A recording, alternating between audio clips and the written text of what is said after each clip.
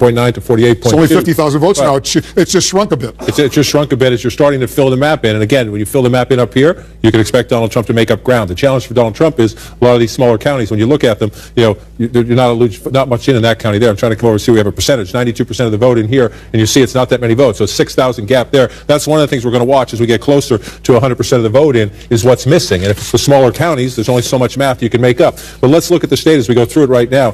This is going down to the wire in a nail biter. Osceola County, it's only 1.4% of the state population, but it's in that important I-4 corridor. Jake was just talking about, Jeff Zeleny mentioned earlier, the Clinton people, in the age of big data, you know what you need. You know how many registered voters are. You have an expectation of turnout, and you run these computer models, and you run your list, and you turn out your voters. And if you get to a number where you're happy, you see 63% there. Let's go back in time, 62%. If you're the Clinton campaign, if you're outperforming President Obama, you think that's enough. Now, Donald Trump is a very unorthodox candidate. Is he going to drive up turnout in these Republican areas? Is the counterbalance to that. But if you're the Clinton campaign, you want to get your Democrats out. And in most of the places, they are doing that. 53% for the president there 4 years ago, 53.3% for Secretary Clinton. Now, this is a bit of a down for Secretary Clinton, and this is a swing area. This is Pinellas County, where St. Pete is, 49.8, so just shy of 50 for Secretary Clinton. The president did a little bit better here. So you find some areas where she's overperforming, some areas where she's underperforming, and then you start to watch. You pull out here right now. Let's come back to this year's race, and you're looking not only for what's missing. We have no votes at all up here. This is very conservative territory. Donald Trump's going to run up some numbers here, but then you want to come down here and say we still don't have percentages here. So this tells us what we have is the early vote. Most of what we have, if not all of what we have here, is the early vote. We haven't, from the precincts, we're not getting percentage reporting yet. And that's a big factor in the sense that what this tells us, we don't know how many, because early voting has become so important, but it tells us there are more votes down here, which is good news for Secretary Clinton. North Carolina, Hillary Clinton has a lead there in North Carolina as well. Half the vote in North Carolina is now in, John. And, right. As I pull it out, I just want to tell our viewers as we go through the night like this, when you see me go to the national map, because it's shaded doesn't mean it's over there. That's leading. On this map, it's live data feed. So you'll see states switch back and forth. Just a moment ago, Hillary Clinton was leading in Alabama, and Alabama 51% of the vote in North Carolina now in. Right. She has a lead, 51.9% to 45.7% in North Carolina. And so now you start looking. When you get above the halfway mark, then you start looking at your major population centers, how much of the vote is in. Is it tracking throughout the night repeatedly? We hadn't had any votes in Durham earlier. Again, now we have some Durham votes, but the percentage, this is an early drop of votes in from Durham County, 85%. Remember, 76% for the president 4 years ago. If that percentage holds up, that's what Secretary Clinton needs in a state that is one of the ultimate tug-of-war states in American politics. I want to come back over to Wake County, 9+% of the state population, 2/3 of the vote in there. She's getting close to 60% of the vote to 37%. Again, you match it up to try to do the math compared to 4 years ago, where this was such a close state, carried by Governor Romney 4 years ago. Secretary Clinton's doing what she needs to do here. So you're looking for Donald Trump, and you're saying, where can he pull up the vote? Let's go back and look at the Romney win. And you see all this red down here, right? So Donald Trump needs to run it up along the coast all the way down. Let's come back in it here.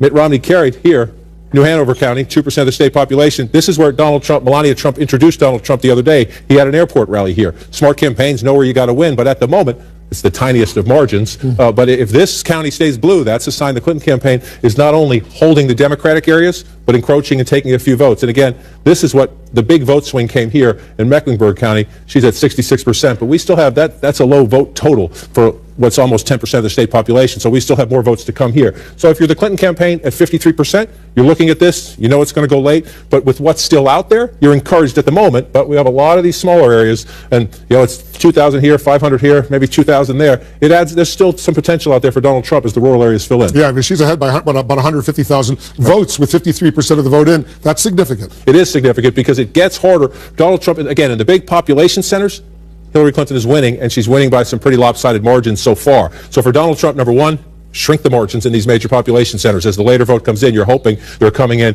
maybe from, this is for the city, you're hoping they come in from the suburban areas, the farther out areas, and you run up the vote a little bit. Number two, in the smaller rural areas that are still out, Donald Trump has to hope for very healthy margins. And you go through some of these, you see what I'm talking about. Only 5% of the vote in Stokes County, he's getting 73%. So, it's a couple thousand votes here. We have no votes over here yet. So it's out there, but if she keeps running up impressive numbers in the big population centers, simple math, it gets you over the top because the Democrats are winning where more people live.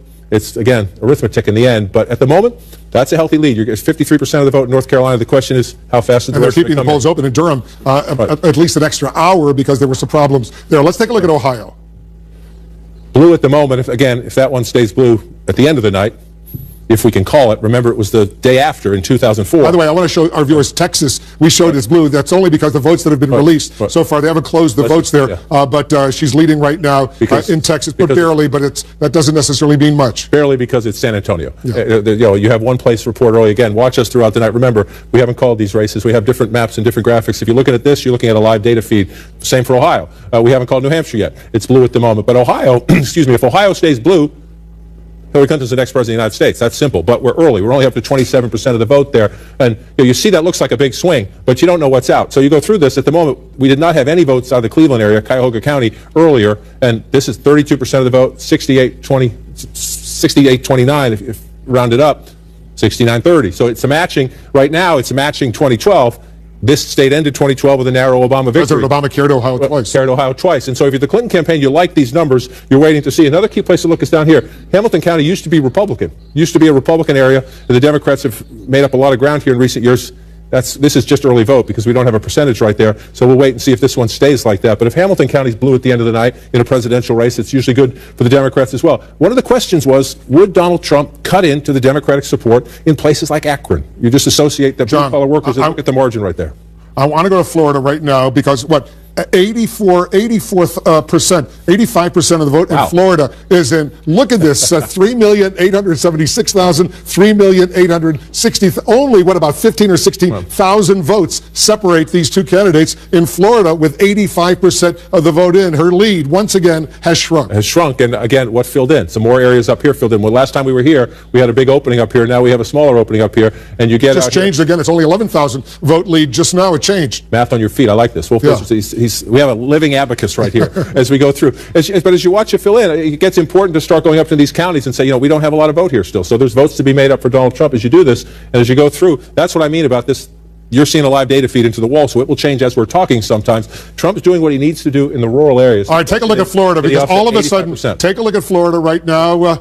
You see with 85% of the vote in, Hillary Clinton is now in second place. Donald Trump has taken the lead in Florida. He's got 3,900,000, 3,900,029. Look at how close it is. Look at how 700 votes or so separate these two candidates. Donald Trump, all of a sudden, has taken the lead in Florida. 740 votes there. You remember a campaign long ago, 537 votes. That would be 2,000. Yeah, that's what Florida is. I mean, Florida and North Carolina are these two states that are just 50-50 battleground states, and why we're going to have to count deep into the night. 86% right now. So you start asking yourself, what am I missing? And significantly, remember last time I went to Pinellas County here, Hillary Clinton was leading. Donald Trump has pulled ahead. Now you think 48.3, 47.9, does that make a difference? Well, it sure does when the margin in the state is inside of 1,000 votes. Winning a county like this where you have a population center, it sure does. And so you have a tug-of-war here. This is interesting because earlier today, a Democrat who was organizing down here said they got out on their early vote. They felt very encouraged, but then they saw the lines at the polls this morning. Trump right now is 918 votes ahead. 918 votes. Almost 8 million people have already, their ballots have been counted, and he's got a lead of just under 1,000 votes. 86%. So we're going to look here. Let's go down again. I just want to go down and look Collier County, 92%. This is where you start looking when the race is this close. What are we missing? So you're missing 8% here, but they're getting there, right? So you got most of the vote counted there. So then you come over here and get 80% here. So if this margin... take a look at this. We'll just change it. She has now taken the lead once again. Hillary Clinton is now in the lead. It's going to update in a second. We're watching this very closely. You can see right there. Hillary Clinton is the lead. She's got 3,972, 3,968, 4,000 vote lead. And that's, look, we're going to rock and roll with this for a while here. So let's go through. Here's an encouraging sign for Secretary Clinton. You say she just pulled into the lead. We've had a seesaw in the 2 or 3 minutes we've been having this conversation here. We may have another one as we have. Now 3,000 votes are left. But there are votes. There are only 25% of the vote in Palm Beach County. She's winning 60-40, 59-39 there. So if you're the Clinton campaign, you're watching this seesaw, you know there's a lot of votes missing from here. Let's go down to Broward County. We don't have the percentages here yet, so that tells me this is early vote, and we're not getting live votes yet. We'll see. We'll get some more votes, and that percentage will jump up very quickly. Doesn't mean 0%, obviously. It just means when they dump in the early votes, they don't give us a percentage. Miami-Dade up to 80%, so there's more votes here. She's winning big. She's 1,600 votes ahead right now. Reasonable to expect she'll get more votes out of here. The challenge for Donald Trump is, in the areas that are red, what's missing? This is an interesting one for me. I've been watching this all night because Duval County, this is where Donald Trump had a rally the other day. The President of the United States came in after him. Duval County is a Republican area. Trump is up right now, 49 to 47. But when President Obama won narrowly 4 years ago, he lost this county by 3 points. Sometimes it's about the margins. You see the blue and the red, you think Democrat, Republican, but the margins within these large counties can make a big difference. And President Obama came within 3 points in Duval County. They were happy with that 4 years ago because they knew they were going to get the votes in Miami-Dade and the others. So if Hillary Clinton is this close in Duval County, that's actually, she can lose this. If she's losing this county by that, she's fine with that. The question is, can she keep the margin from getting any bigger? And that's the math you start to get into when you get up to 87% like this, and you are in a seesaw of less than 1,000 votes there. Stand by. We're watching Florida, North Carolina, Ohio, other battleground states throughout this election night in America. We're going to show you the results in a very unique way on one of the world's most famous landmarks, the Empire State Building in New York City. Take a look at our running tally of the electoral vote built with CA Technologies. Right now, Hillary Clinton has 68 of the 270 electoral votes needed to win the White House. Donald Trump has 48. This night is all about your vote. You're looking at pictures from many of the millions of Americans who already have made their choice for president. They posted these photos on Instagram with the hashtag #MyVote. Right now, we're counting down to the next round of poll closings, including results from New York, the home base.